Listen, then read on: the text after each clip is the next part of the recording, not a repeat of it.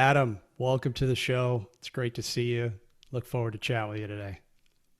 Brian, I'm so excited to be on your show. I think your topic is so important for people who are potentially stuck in that W-2 job, and I'm excited to talk to you about mindset and my history and all the things. So, yeah, very Yeah, excited.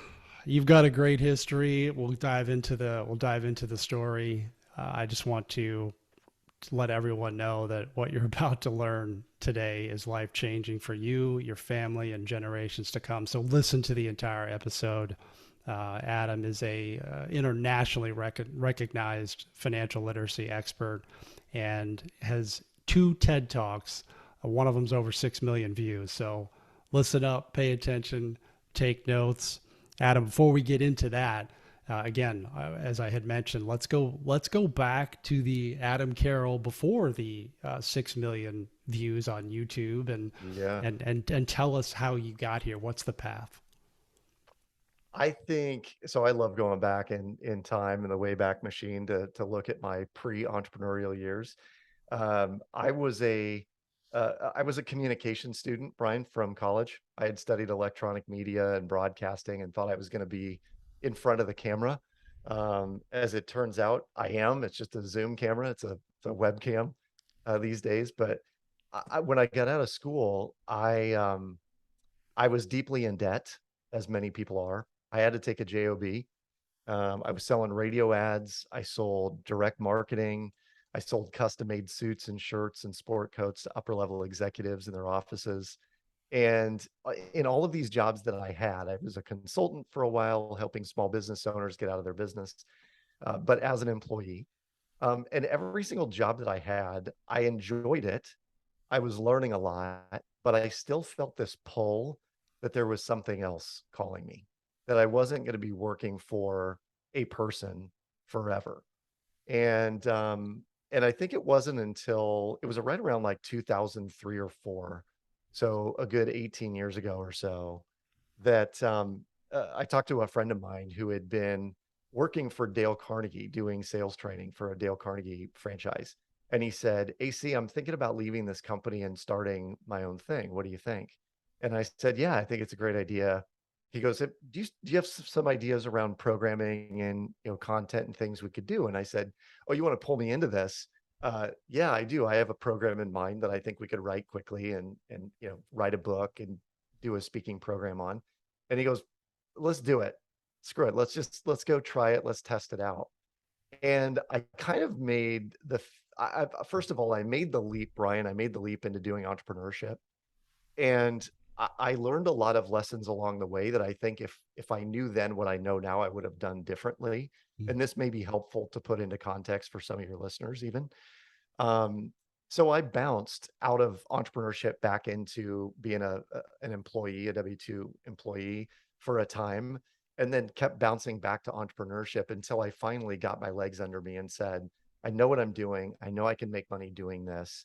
And, I've spent the last uh, at least 16 years making money for myself, either as a solopreneur or as an entrepreneur. You mentioned the bouncing back piece. Was that hmm maybe dive a little bit deeper as to why you did that a few times? Yeah. Well, we had one planned pregnancy.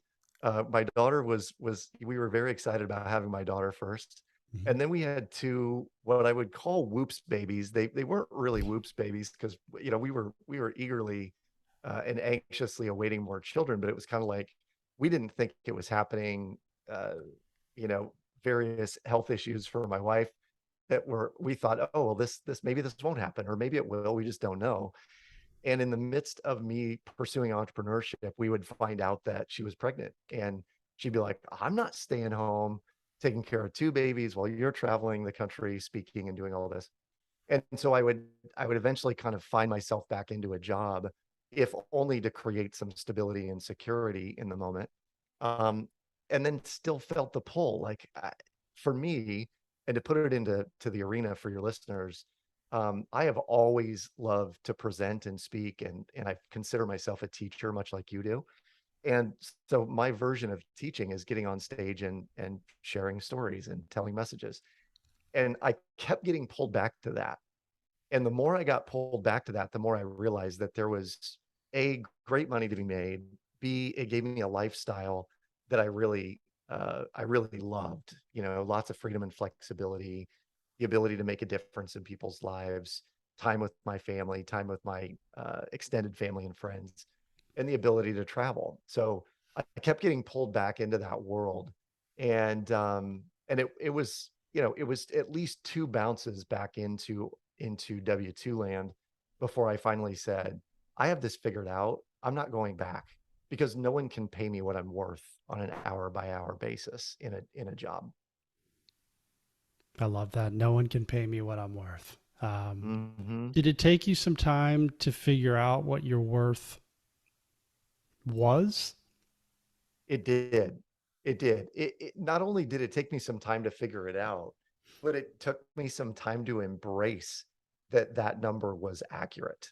And to put that put a little more shape on that, Mm. you know, I was charging a certain amount to go out and speak. And when I started, I was fortunate enough, and you know the power of mentors and guides and you know people who shape your, you know, what you do and how you do it.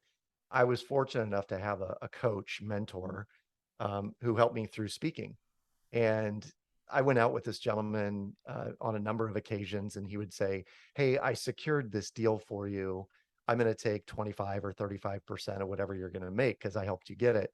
But here's your pay." And the pay ultimately would be like $1,000. And at the time, you know, I was in my 20s, and for him to say, "You're going to make $1,000 for an hour long program," you know, I'm like, "Oh my God, this is amazing." Making $1,000 in an hour. And and obviously there's a lot that goes into speaking. You know, you have to perfect your speech and work on the content and do the research and create the slides. And you know, there's a lot that goes on behind the scenes, but it never felt like work to me. It was just like, I love doing this. So when I went out and he sold me for what he had sold me for, which sounds terrible when I say that out loud, but when he had procured my services for someone, $1,000, he goes, "Hey, you're $1,000 speaker, no question." He goes, "I would put you at 1,500 or 2,000, you know, in the next 2 or 3 months, probably." And so then I started just testing the market. And it was like, okay, well, will somebody pay me 15? Will somebody pay me 2,000? Will somebody pay me 25? And I remember writing in a journal, oh my gosh, life will be amazing when I make $3,500 a gig or $5,000 a gig. And it is. I mean, this is even when you say it out loud, it's like this is kind of stupid money. But I even have higher aspirations. You know, there are speakers out there making 25, 30, $50,000 for a 1 hour gig. And they are true professionals. They are masters at their craft. And and I am on that path. I'm working towards that.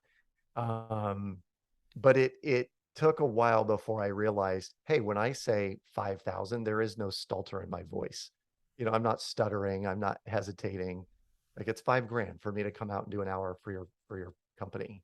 Right. Um, and I know deep down that I'm going to bring $5,000 worth of value to the people that are in that room.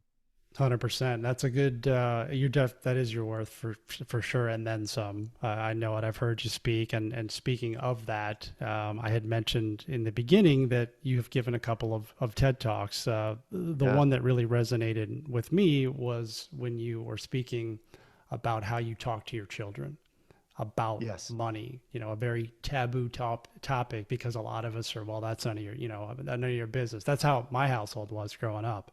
And Yeah. I think it's important to discuss this because for the listeners who are trying to leave their job, one of the biggest fears, I think probably the biggest fear for me was money. Am I going to make enough? What Yeah. happens if I fail? Am I going to be able to Totally. replace my income? And financial literacy is just huge. You need to learn different ways to make money, and then Yes. also handle what you got now. You're an expert at that. So if you could expand on that, that would be super. Yeah, you know, I point back to what my parents told me growing up. They would often say, "We're not raising children, we're raising adults." They happen to be children right now, but we're raising them to be adults. And I took that and I really kind of expounded upon it with my kids because not only are we raising them to be adults in terms of their decision making ability and their drive and their goal setting. But when it comes to money, here's the thing. The USDA says it will cost upwards of $285,000 to raise a child from 0 to 18.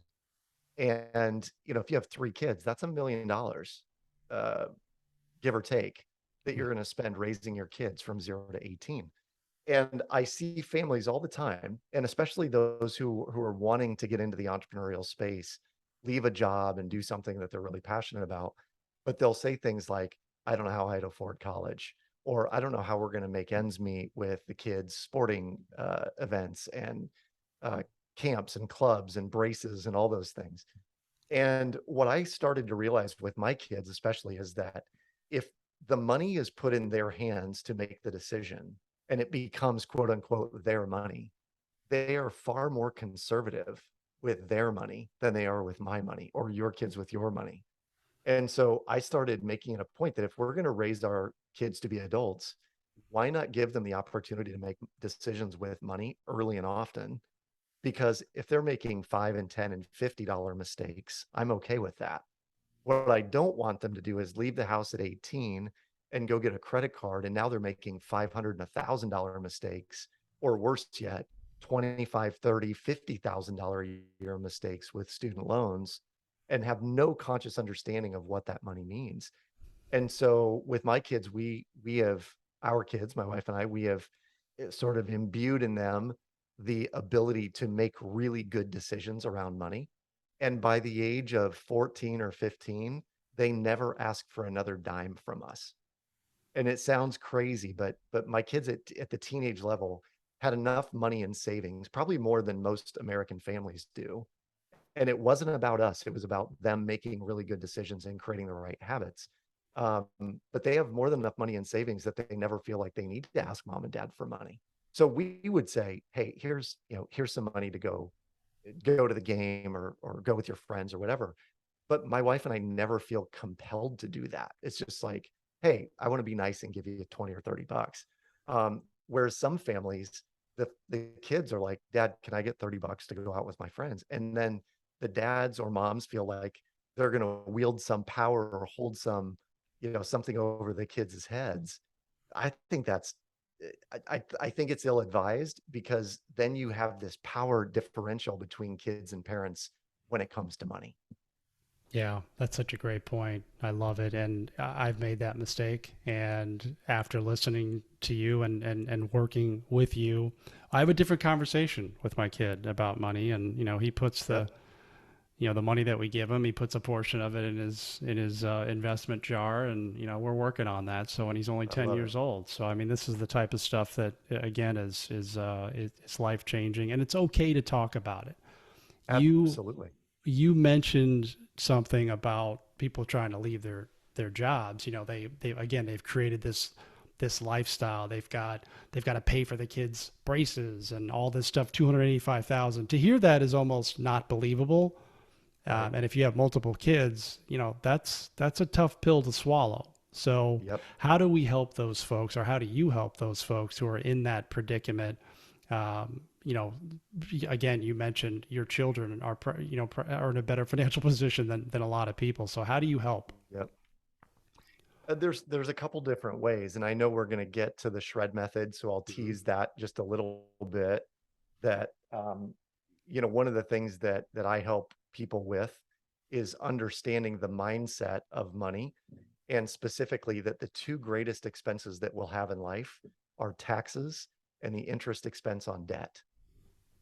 We are raised in a society to believe that debt is normal, natural, and good, and we're going to take it on. We're going to take it on in the way of a mortgage and car loans and student loans and credit cards and all of the above.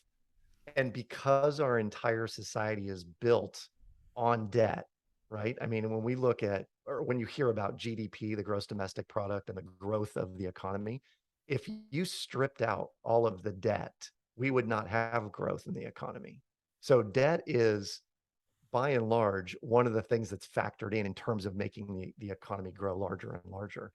And for families, we tend to just buy into that and go, well, I'll always have a mortgage, I'll always have a car payment, and I'll always have credit cards and so on and so forth. I think that if you are going to have a W-2 prison break, that one of the things you have to understand is we have to begin to minimize our expenses, because the first year or two of business, it's hard to make money. You're figuring it out, you're getting your feet under you, you're building the foundation and the platform, but it's far easier to do that when your expenses are lower. So if you're thinking about how am I going to do this and I need to get out of this job, one of the things that I want you to shift your mindset around is how could I make my monthly expenses less so that my guaranteed income, what I need to guarantee every month, um, isn't as arduous. I don't have as big of a nut to crack. And then it's like it's far easier. The pressure is off, and when the pressure is off, we make better decisions. So to put it into context, in my situation, my wife at one point when I started the speaking business, she said, "So how are you going to do this? Because there are months you have no revenue." I would go maybe 60 days and have no speaking gigs.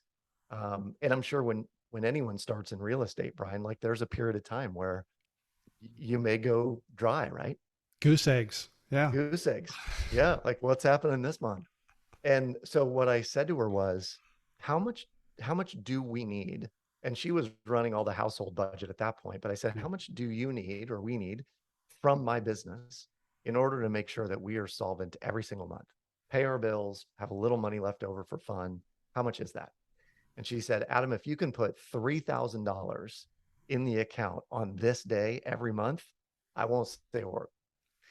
And I think, for people to understand how to do this well, you first must understand what is your leap number? What is that number you have to make? And if you're not making it right now, which I wasn't, one of the things to also understand is you can go to your bank and get a business line of credit. And that's exactly what I did. I went into my US bank branch and I said to the one of the banking agents there, "Hey, if I wanted to get just a cash flow line of credit, how much could I get?" And she gets on her computer and is typing away, and she said, "Right now, Adam, I could get you $42,000." And I was baffled because Yeah. I'm thinking, I've walked in and just made an ask, and you're going to give me a $42,000 line of credit. And lines of credit, for those of you who may not be in the know, are like a two-way street. Money comes in, money goes out, money comes in, money goes out. So you can use it as a line of credit, meaning if you need money, you borrow from it and then you pay it back when you have the money. And so I told my wife, "Hey, I guarantee you I'll put $3,000 minimum in the account every single month on this day." And on the months when I had a goose egg, I just borrowed 3 grand from the line and I paid myself 3 grand. And we had this steady, consistent income year over year over year.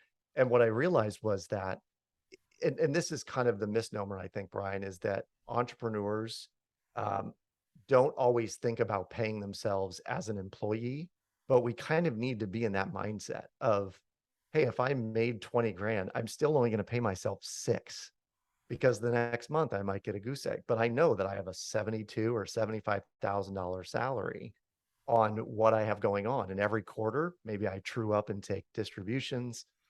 But I've talked a lot about this, so I'm going to pause. But this was my strategy. Yeah. No. And I love what you said about you ask your wife, you're a good husband. How much do you need? That's a good lesson. How much do you need, right? If I ask my wife that, the number might be a little bit higher, but no, it's an important discussion to have. You need to have the support of your partner, and Yes. clearly you had that. So I love what you said about the credit line. It was a mistake I made in business when I first started. I didn't have lines of credit. I was relying Yep. on savings, which was a Yes. mistake. Something you helped me with, something my coach helped me with. That's why it's important to have people around you who can guide you. Yes. And that credit line is much different than high interest credit card debt. Yes. And could you maybe expand a little bit on that and the importance of the credit line versus the credit card? Yes. So again, going back to how we're raised and what society tells us to do, if you watch TV critically and you watch the number of Capital One ads, or you look at internet marketing and see how many ads you're getting for credit related companies, Or right now, the big one is Affirm. So if you want to buy something online, Affirm will allow you to buy it in monthly increments. And so we've been raised in the system where we think monthly payments is the way to buy things. Similar with a credit card. Well, I don't have the money right now. I'll just swipe it on my credit card and I'll pay it off over time. The challenge with that is, the average credit card interest rate is probably hovering around 15%. It likely went up in the last, couple of months, given what the Fed has done with interest rates. Mhm. Um, and the expense on that debt is crippling for some people. They don't realize it because they'll look at, well, my minimum payment's only $75 or $250 or whatever it ends up being. But typically speaking, the minimum payment is barely scratching the surface of what you actually owe. So you continually pay interest, but you pay no principal down. And the difference of that with the credit line is, and particularly if we use it really effectively, and this is what I teach people using the shred method, a really handy line of credit actually functions not just as a borrowing tool, but you're actually putting your income into it as well, month over month. And when you do, the average daily balance keeps going down every time you get paid. So what you're paying interest on is not how much you've borrowed, it's the average daily balance throughout the month. So for people who get started with us on the shred method, we start showing them, listen, if you're leveraging a HELOC and you're really creating income efficiency with your money, with your income, I can show you how you can be out of debt, credit card debt, car loan debt, student loan debt, even your mortgage, somewhere within 3 to 7 years, all of it. And we have dozens and dozens of case studies to share.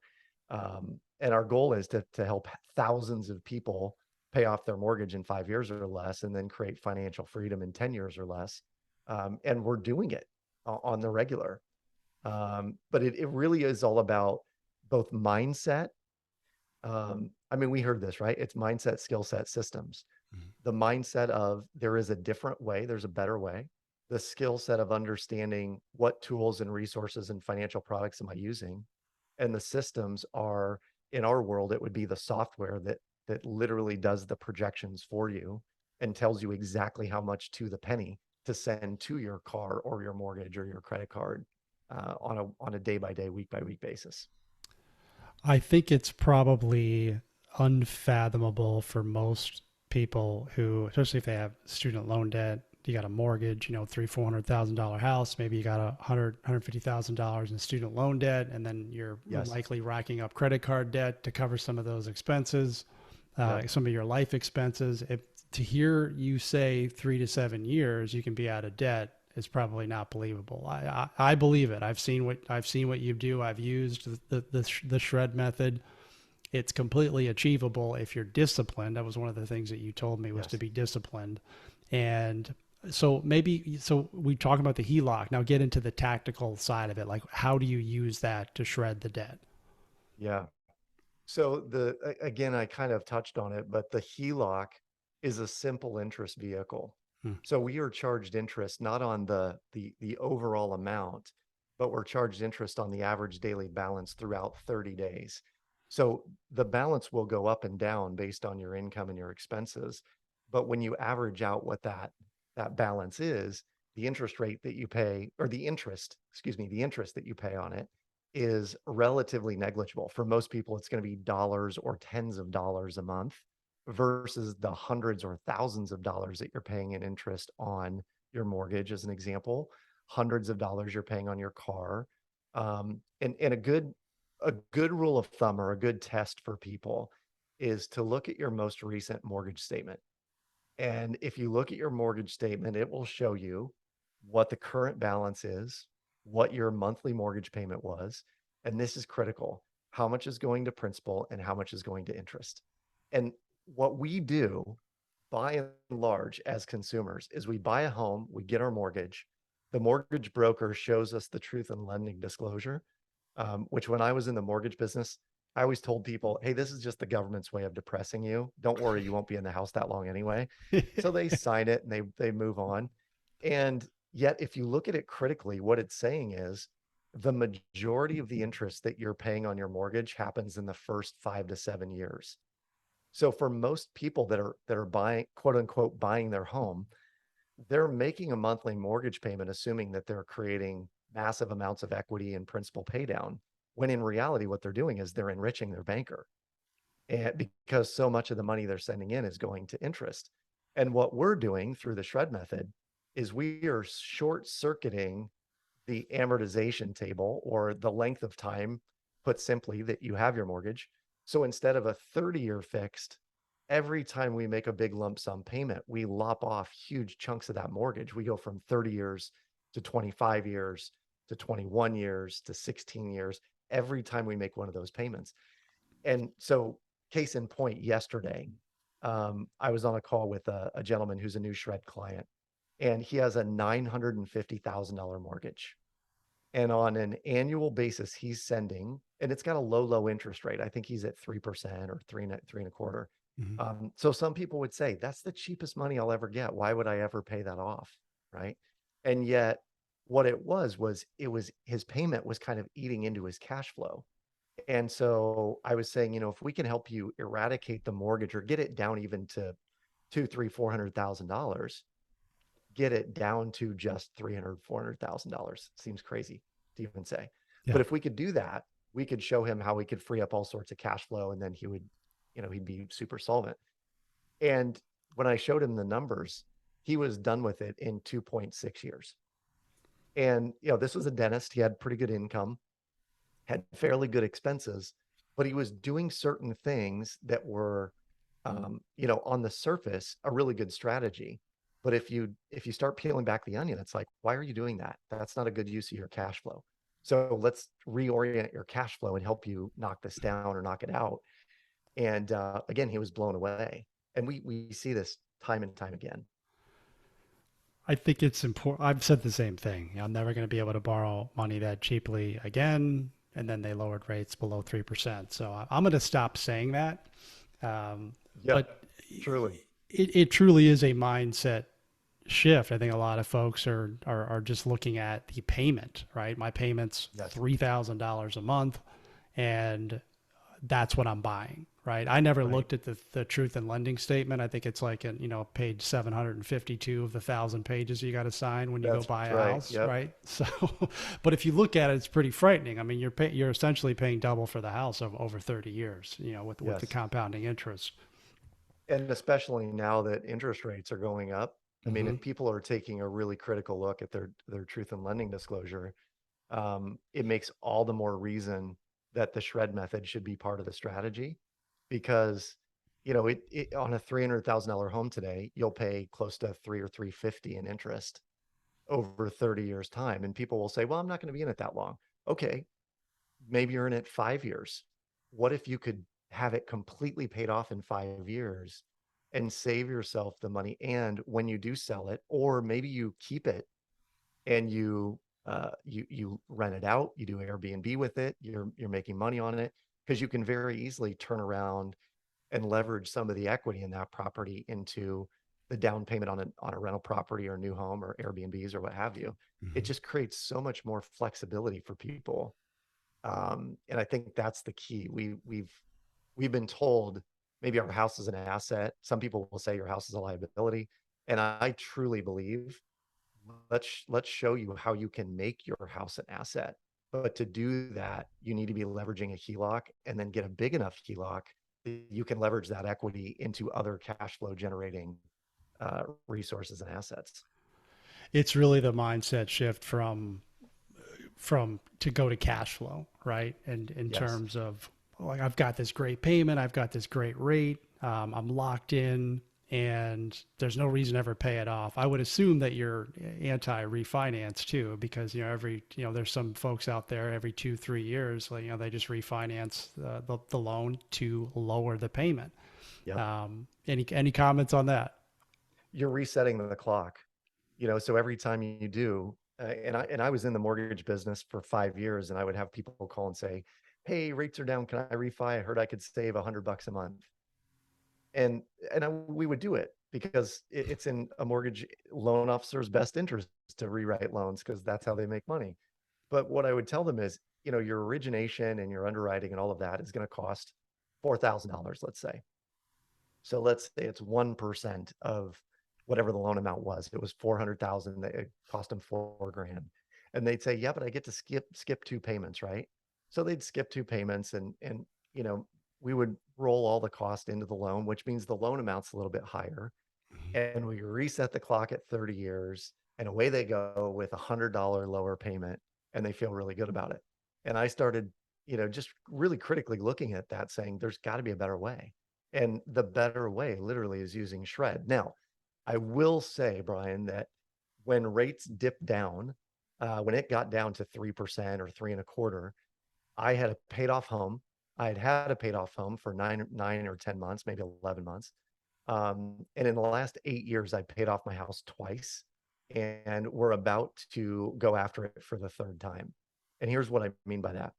We had it paid off, rates go down to three and a quarter. And I thought, okay, well, I'm going to take $200,000 out of the equity of my home, and I might as well do it in a 30-year fixed mortgage at 3% or three and a quarter, knowing that I'm going to turn around and shred it all over again in probably 2 years' time, which makes my effective APR like 0.2% or 0.3%, ridiculously low. So every now and again, I will refinance, but I do it knowing that I'm going to shred it all over again and probably redeploy the money. And when I redeploy it, I'm redeploying it into a syndication or a real estate deal or lending to, guys like you who are doing deals. It's going to be to create more cash flow. My hair is on fire right now with that explanation. So this is why you need to get in touch with Adam and get an overall understanding of what your situation is and learn this method. I had honestly never heard of it. I mean, again, I came from the old school of thought where you just get a 30-year loan and maybe you'll stay there 3, 5, 7 years and Yep. refinance or move, right? I just never thought about the debt piece getting paid down versus, well, the house is just going to go up in value, and then Right. '08 Right. happened and it didn't go up in value in the opposite Yes. direction. So you're also protecting yourself against a situation where, the market could shift on you. And that's, we're looking at that right now. Yep. Yep. Absolutely. Um, and it even goes beyond that a little bit, Brian, in terms of once you have, and this might be a good point for your audience, but once you have equity in your property, the majority of people out there would probably say, yay, my house is paid off. I'm just going to sit back and, maybe work a little bit less or think about vacations or what have you. And yet the question that we often pose to our clients is, okay, what would you like to do with the equity now? Mm. Because it's there. It has no internal rate of return sitting in your home. So we want to deploy it somewhere. And our goal is to help introduce people to opportunities where it's somewhat risk mitigated, right? Like there's going to be risk inherent in any investment, but there are investments out there that if you're writing a 50 or $100,000 check, the risk is significantly less than what it is if you're just putting in the market. And I had this crazy conversation with a neighbor the other day, and she was saying, are you nervous about the stock market?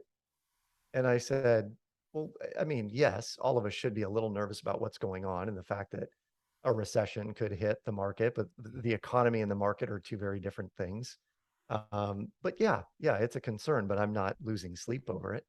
And she was like, oh my gosh, we just don't know how we're going to do this and what retirement looks like. And now Dale's going to have to work X number of years more and so on and so forth.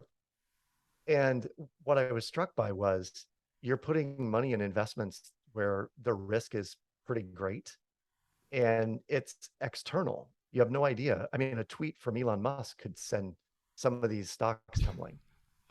And we're putting our money in investments that it's pretty mitigated risk. It's internal risk. It's all been done in the purchase. And so long as the people that we've trusted our money with do what they say they're going to do and by their due diligence, I have no doubt they will. We're going to make money, and we're going to make like somewhere between 10 and 15% on this money, on the low end and probably 25 on the high end. It's And so this is the opportunity for people out there when they have equity that I think a lot of people just aren't aware of. Yeah, that's good math, and you definitely don't want to, because in my real estate business, I talk to a lot of sellers who own their home free and clear. I mean, it's somewhere around, maybe you know the exact number. It's all up to 40, almost 40% of all homes in the United Yep. States are owned without debt. And I can't tell you how many folks I talk to that they don't know what they're going to do with the money. You know, if they were to sell it, whether it's an inherited property or just something they have Right. lived there their whole life and paid it off, they don't know what they're going to do with four or $500,000. So another reason to look at getting in touch with you and your team and look at some of these assets. Use the equity properly, Yes. because what happens when people get a large sum of money Yeah. and that they've never had before? They typically will sit on it because it makes them feel really secure to have it sitting in a savings account or a money market account. And, I've talked to a lot of people who will say, well, cash is king, Adam, cash is king. And I'm like, yeah, it was. It was when it was earning 12% in a passbook savings account. But at a 9% inflation rate, it is a melting ice cube on your counter. That's what it is in your bank account. And so if here's what I would say, if your listeners have money in savings, and I'm talking about a significant amount, you've got 6 to 12 months and it's just sitting there, you can't help but not look at the shred method because it'll change the way you're thinking about how that money is sitting there and how you might use it or not use it. We show people that traditional thinking generally is I'm going to save, save, save for all these things, the travel, the trips, college, cars, etc. And yet we can create a more efficient model for you using the shred method and creating a HELOC where the income's flowing through. And you'll still be able to do all the things, go on trips, pay for college, pay for braces. And you're going to do it without the fear or threat of, oh my God, what if I run out of money? Uh, because so long as the discipline is there to make more than you spend or spend less than you make, this thing works. So long as you have that discipline.